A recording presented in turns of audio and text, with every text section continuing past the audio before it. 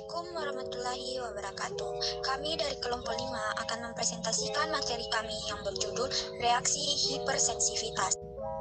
Definisi reaksi hipersensitivitas atau definisi reaksi alergi adalah reaksi-reaksi dari sistem kekebalan yang terjadi ketika jaringan tubuh yang normal mengalami cedera atau terluka. Mekanisme di mana sistem kekebalan melindungi tubuh dan mekanisme di mana reaksi hipersensitivitas bisa melukai tubuh adalah sama. Karena itu, reaksi alergi juga melibatkan antibodi, limfosit, dan sel-sel lainnya yang merupakan komponen dalam sistem imun yang berfungsi sebagai pelindung yang normal pada sistem kekebalan. Reaksi ini terbagi menjadi 4 kelas, yaitu tipe 1 sampai tipe 4, berdasarkan mekanisme yang ikut serta dan lama waktu reaksi hipersensitif. Tipe 1 hipersensitivitas sebagai reaksi segera atau anafilaksis sering berhubungan dengan alergi. Gejala dapat bervariasi dari ketidaknyamanan sampai kematian. Hipersensitivitas tipe 1 ditengahi oleh IgE yang dikeluarkan dari sel MADS dan basofil. Hipersensitivitas tipe 2 muncul ketika antibodi melilit pada antigen sel pasien, menandai mereka untuk penghancuran. Hal ini juga disebut hipersensitivitas sitotoksik dan ditengahi oleh antibodi IgG dan IgM. Kompleks imun atau kesatuan antigen, protein komplement, dan antibodi IgG dan IgM ditemukan pada berbagai jaringan yang menjalankan reaksi hipersensitivitas tipe 3. Hipersensitivitas tipe 4 juga diketahui sebagai selular, biasanya membutuhkan waktu antara 2 dan 3 hari untuk berkembang. Reaksi tipe 4 ikut serta dalam berbagai autoimun dan reaksi infeksi, tetapi juga ikut serta dalam kontak dermatitis. Reaksi tersebut ditengahi oleh sel T, monosit, dan makrofag. Penyebab istilah reaksi alergi digunakan untuk menunjukkan adanya reaksi yang melibatkan antibodi IgE.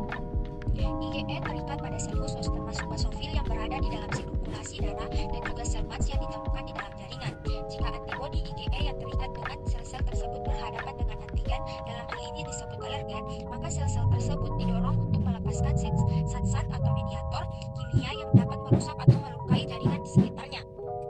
Alergen bisa berupa partikel debu, serbuk tanaman, obat, atau makanan yang bertindak sebagai antigen yang merangsang terjadinya respon kekebalan. Kadang istilah penyakit atopik digunakan untuk menggambarkan sekumpulan penyakit keturunan yang berhubungan dengan IgE, seperti rinitis alergika dan asma alergika. Penyakit atopik ditandai dengan kecenderungan untuk menghasilkan antibodi IgE terhadap inhalan atau benda-benda yang terhidup, seperti bunga, bulu binatang, dan partikel-partikel debu yang tidak berbahaya bagi tubuh. Eksim atau dermatitis atopik juga merupakan suatu penyakit atopik, meskipun sampai saat ini berperan IgE dalam penyakit ini masih belum diketahui atau tidak begitu jelas. Meskipun demikian, seseorang yang menderita penyakit atopik tidak memiliki risiko membentuk antibodi IgE terhadap alergen yang disuntikan, misalnya obat atau racun serangga. Penyebab reaksi alergi skin kontak atau kontak kulit, yaitu tanaman beracun, bulu binatang, serbuk sari, dan getah. Injection atau injeksi, misting yaitu sengatan lebah dan medication pengobatan, ingestion atau proses menelan yaitu pengobatan dan kacang-kacangan serta kerang, inhalasi yaitu serbuk sari, debu, jamur dan lumut serta bulu binatang. Selanjutnya, gejala. Reaksi alergi bisa bersifat ringan atau berat. Kebanyakan reaksi terdiri dari mata berair, mata terasa gatal dan kadang bersin. Pada reaksi yang ekstrim bisa terjadi gangguan pernafasan, kelainan fungsi jantung, dan tekanan darah yang sangat rendah, yang menyebabkan shock. Reaksi jenis ini disebut anafilaksis, yang bisa terjadi pada orang-orang yang sangat sensitif. Misalnya, segera setelah makan makanan atau obat-obatan tertentu atau setelah disengat lebah, dengan segera menimbulkan gejala. Ada 4 tipe-tipe alergi. Pertama, reaksi alergi tipe 1. Kedua, reaksi alergi tipe 2 atau antibody mediated cytotoxicity. Ketiga, reaksi alergi tipe 3 atau immune complex disorder. Keempat, reaksi alergi tipe 4 atau cell mediated hypersensitivitis. Reaksi alergi tipe 1.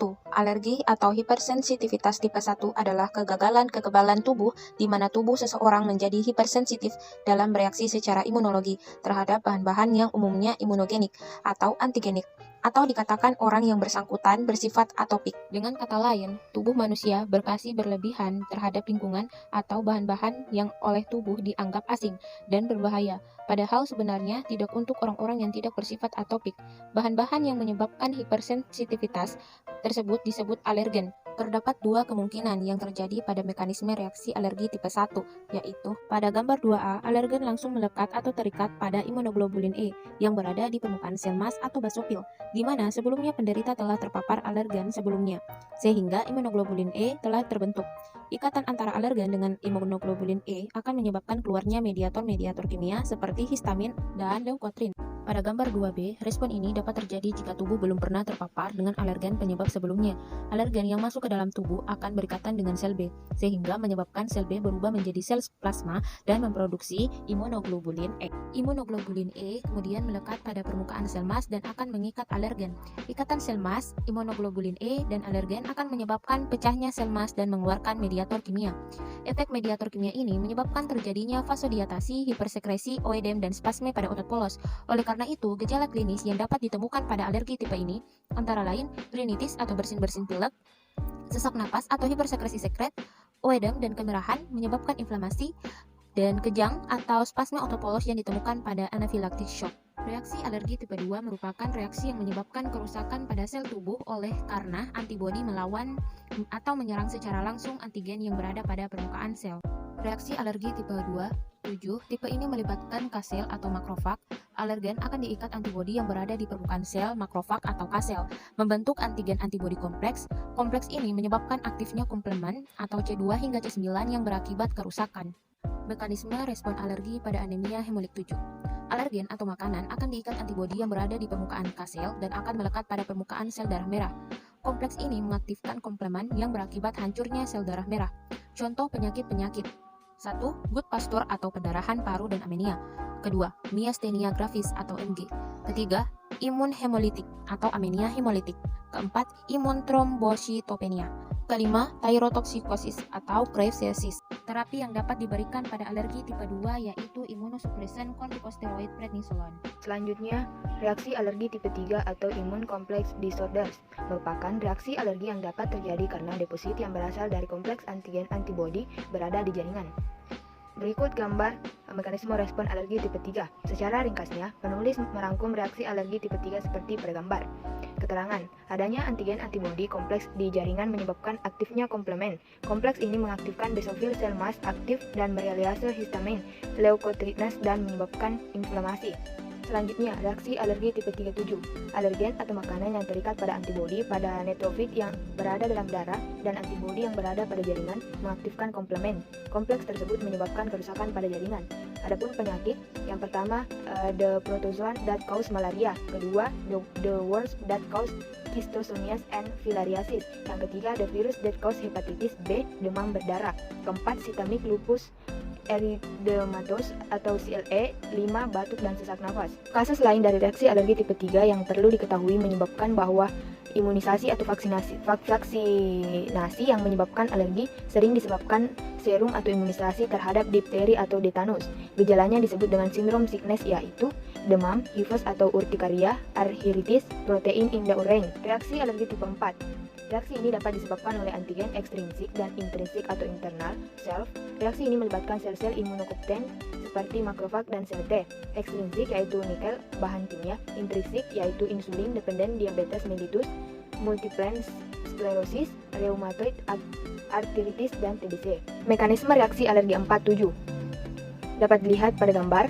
Makrofag APC mengikat alergen pada permukaan sel dan akan mentransfer alergen pada sel T, sehingga sel T merealiase interleukin atau mediator kimia yang akan menyebabkan berbagai gejala. Selanjutnya, diagnosis. Setiap reaksi alergi dipicu oleh suatu alergen tertentu. Karena itu, tujuan utama dari diagnosis adalah mengenali alergen. Alergen bisa berupa tumbuhan musim tertentu, misalnya serbuk rumput atau rumput liar, atau bahan tertentu misalnya bulu kucing. Jika tersentuh dengan kulit atau masuk ke dalam mata, terhirup, termakan, atau disuntikkan ke tubuh, dengan segera alergen akan bisa menyebabkan reaksi alergi. Pemeriksaan bisa membantu menentukan apakah gejala berhubungan dengan alergen, apa penyebabnya, serta menentukan obat yang harus diberikan. Pemeriksaan darah bisa menunjukkan banyak eosinofil atau yang biasa meningkat.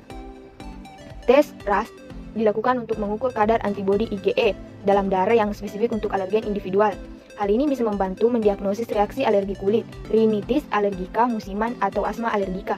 Tes kulit sangat bermanfaat untuk menentukan alergen penyebab terjadinya reaksi alergi. Larutan encer yang terbuat dari saripati pohon, rumput-rumput liar, serbuk tanam, debu, bulu binatang, racun, serangga, makanan, dan beberapa jenis obat secara terpisah disuntikkan pada kulit dalam jumlah yang sangat kecil. Jika terdapat alergi terhadap satu atau beberapa bahan tersebut, maka pada tempat penyuntikan akan terbentuk bentol dalam waktu 15-20 menit. Jika tes kulit tidak dapat dilakukan atau keamanannya diragukan, maka bisa digunakan tes RAS. Kedua tes ini sangat spesifik dan akurat, tetapi tes kulit biasanya sedikit lebih akurat dan lebih murah, serta hasilnya bisa diperoleh dengan segera. Itulah tadi hasil presentasi kelompok kami dengan materi reaksi hipersensitivitas. Kurang lebihnya mohon dimaafkan. Wabillahi taufiq wa hidayah. Wassalamualaikum warahmatullahi wabarakatuh.